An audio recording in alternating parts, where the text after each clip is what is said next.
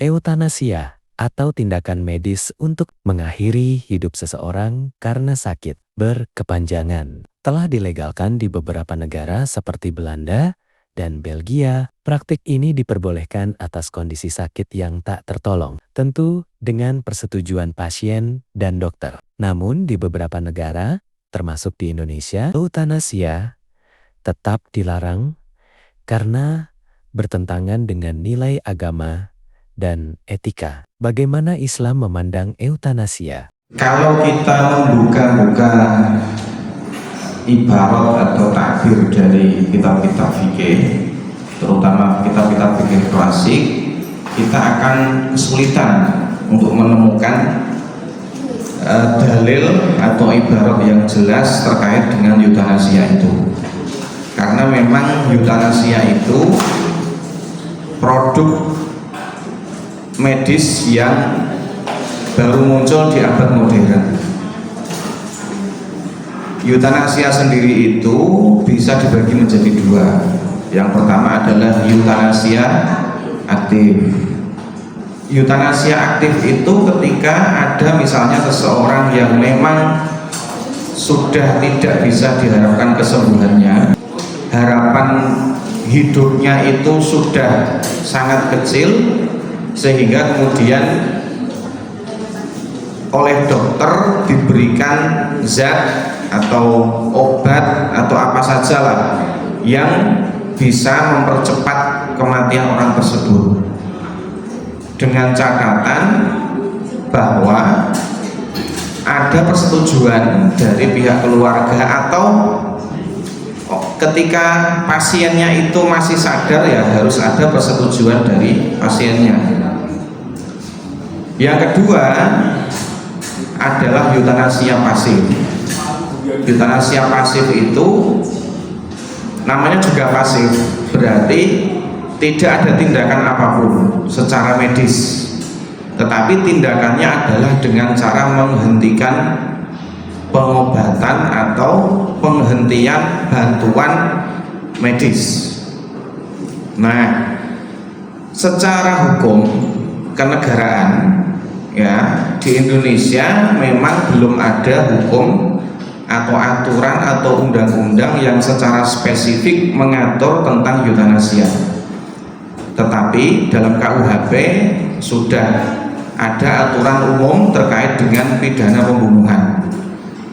Kalau memang eutanasia itu dilakukan secara sengaja, ya, kemudian memenuhi ketentuan-ketentuan pembunuhan, maka di Indonesia eutanasia bisa dianggap sebagai pidana pembunuhan.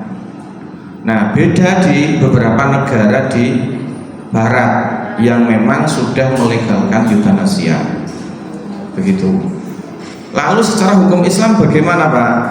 Saya kira tadi sudah dibahas, ya.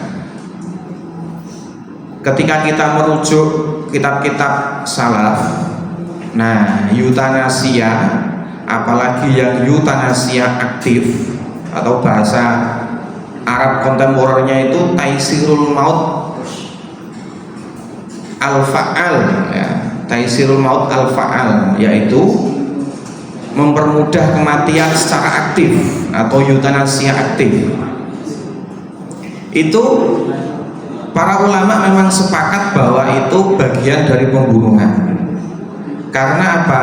Karena kalau kita lihat dari kacamata jinayah, di situ memenuhi syarat-syarat dan ketentuan pembunuhan sengaja.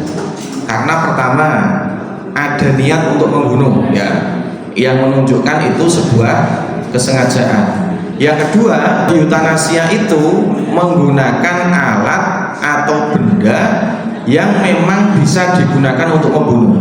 Itu syarat pembunuhan dengan sengaja, qatlul amdi. Nah, dengan memberikan zat atau obat yang bisa mempercepat kematian itu dianggap seperti membunuh dengan sengaja, karena itu juga dapat menyebabkan kematian.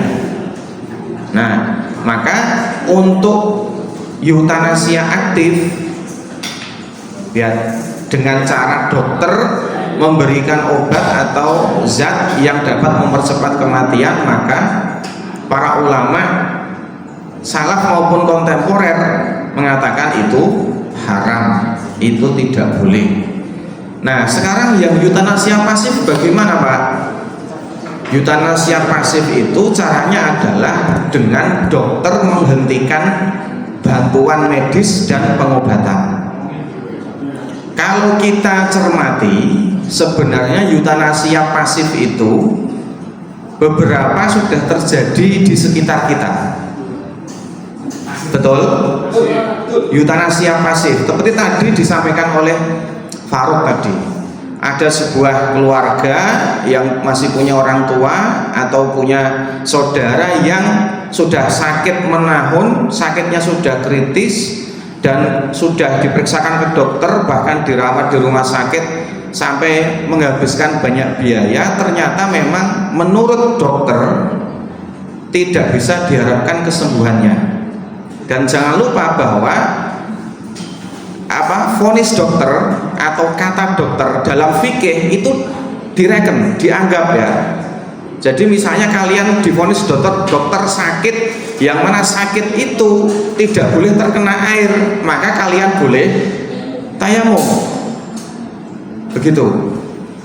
Nah, maka dalam hal ini perkataan dokter juga bisa kita pegang bahwa yang bersangkutan atau pasien itu memang tidak bisa diharapkan kesembuhannya. Kemudian keluarga memutuskan untuk menarik dari rumah sakit. Dengan begitu dia tidak lagi mendapatkan pengobatan, infusnya ora ono, oksigene ya wis ora ono, obat-obatane ya wis ora entuk. Wis angger sabar nang omah. Nah, ini nanti kalau kemudian yang bersangkutan meninggal dunia, ini juga termasuk eutanasia pasif sebenarnya. Secara tidak langsung ya, eutanasia pasif itu kan berarti taisirul maut al munfa'il ya, bahasa Arabnya begitu. Ya, mempercepat kematian tapi tidak aktif ya, tidak secara langsung, secara pasif. Itu kan berarti kita hanya menunggu waktu saja. Kematian orang itu hanya menunggu waktu yang tepat saja. Nunggu giliran Israel datang ke rumah. Begitu kan?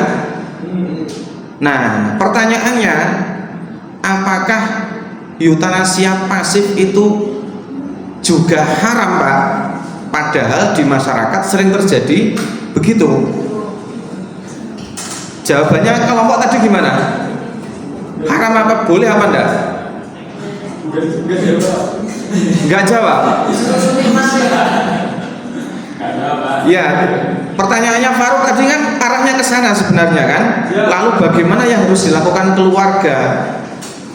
Ya, terserah.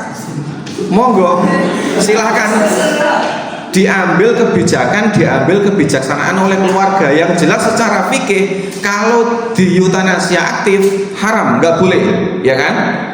Tapi kalau eutanasia pasif gimana, Pak? Sudah di rumah sakit lama dan menurut dokter memang kesembuhannya sangat sulit, gimana?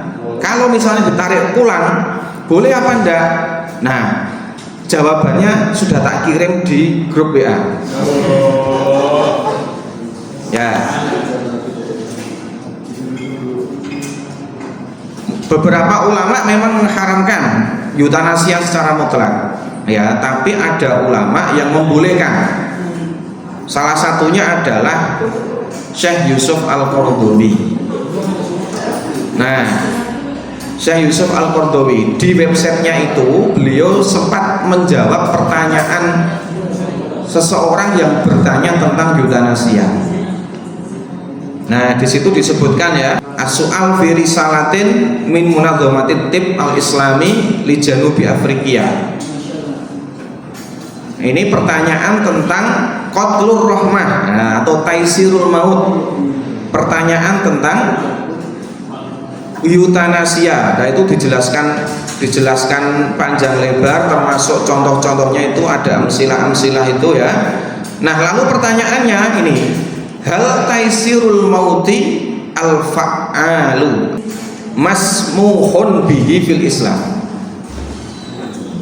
Ya, hal taisirul mauti al fa'alu masmuhun bihi fil Islam. Apakah eutanasia al fa'al yang aktif masmuhun bihi ditoleransi fil Islam, di dalam agama Islam? Nah, maka jawabannya faqatlur rahmati bit tariqati al musyari ilaiha fil misalil awal, ya, allati yatadakhalu fiha at-tabib bi i'ta'il maridi dawaan, ya, bahwa eutanasia seperti yang dicontohkan dalam pertanyaan tadi dengan cara seorang dokter memberikan obat, bi i'ta'il maridi dawaan yu'ajjilu bi mautihi, yang mempercepat kematiannya, hadhihi wa jaizatin bi halin minal ahwal.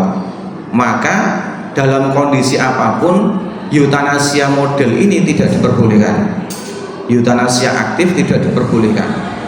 Nah, ini yang kedua, amal halatul lati yatadakhalu fiha at-tabib bi raf'i ajhizatil in'ash.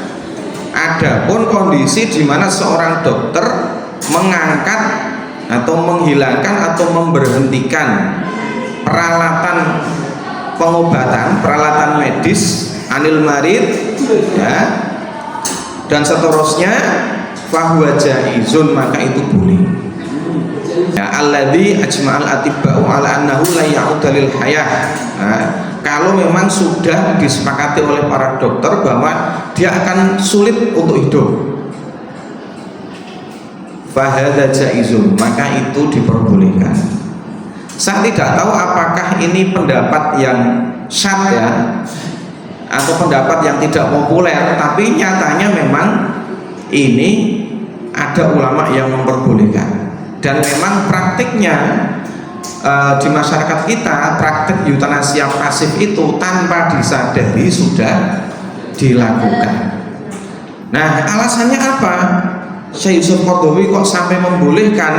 Nah, di sini kemudian dijelaskan di bawah ini, ya. Wa minal ma'rufi lada ulama syar'i annal ilaj awit tadawi minal amrodi laisa biwajibin.